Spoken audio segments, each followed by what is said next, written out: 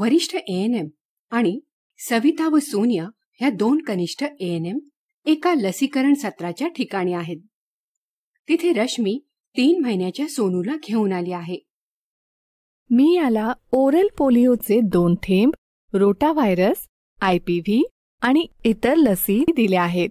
आता मी त्याला पेंटाव्हॅलंटची लस देणार आहे, जी diphtheria, pertussis, tetanus, hepatitis B आणि हिमोफिलस इन्फ्लुएन्झा टाईप B संक्रमण, ज्याने न्यूमोनिया किंवा मेनिंजायटिस होतो, या 5 गंभीर आजारापासून बालकांचे रक्षण करते. त्यामुळे बाळाला कदाचित थोडासा ताप येईल आणि त्याचबरोबर इंजेक्शनच्या जागी थोडेसे दुखेल. किंचित लालसरपणा व सूज देखील येईल.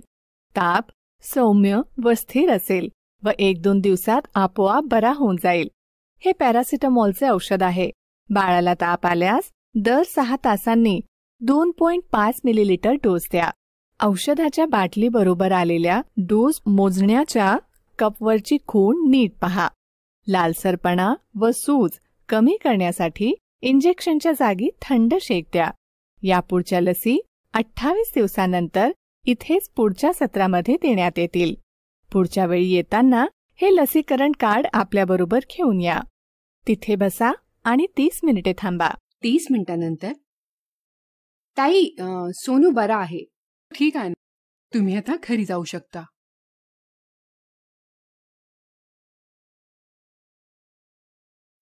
ताई, मी काल सोनूला लस टोचायला घेऊन आले होते. कालपासून त्याच्या अंगात ताप आहे. ताई, मला खूप काळजी वाटत आहे. ठीक आहे रश्मी, मी समजू शकते. घाबरू नको. मी तुला सांगितलं होतं ना की तुझ्या बाळाला कदाचित थोडासा ताप येईल, इंजेक्शनच्या जागी दुखेल, थोडा लालसरपणा किंवा सूज येईल. तू त्याला पॅरासिटामॉलचे औषध दिलेस का? ओ ताई, मी त्याला ते द्यायलाच विसरले. तुम्ही दिलेल्या पॅरासिटामॉल औषधांचा डोस मी आत्ताच देते. घाबरू नको. ताप 1-2 दिवसात जाईल. धन्यवाद ताई. काय झालं ताई? सर्व ठीक आहे ना? होय, सगळं ठीक आहे. सोनूला किरकोळ स्वरूपाचा AEFI झाला आहे. तो 1-2 दिवसात बरा होऊन जाईल. घाबरण्याचं काही कारण नाही. लसीकरणानंतर काही बालकांमध्ये अशी लक्षणं आढळून येतात. ताई, तुम्ही आम्हाला AEFI संबंधी अजून माहिती सांगा ना.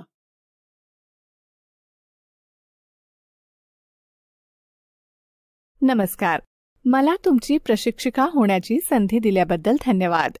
तुम्हाला माहितीच आहे की आपण सर्वजण लसीकरणानंतर घडणाऱ्या AEFI म्हणजे ॲडव्हर्स इव्हेंट्स फॉलोइंग इम्युनायझेशन ओळखण्यात, पालकांना धीर देण्यात, गरज पडल्यास उपचार करण्यात आणि AEFIची माहिती आपल्या वरिष्ठांना देण्यात महत्त्वाची भूमिका बजावतो.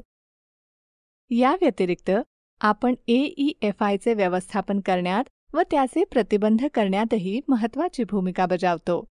आज आपण AEFI संबंधी मूलभूत माहिती घेऊया.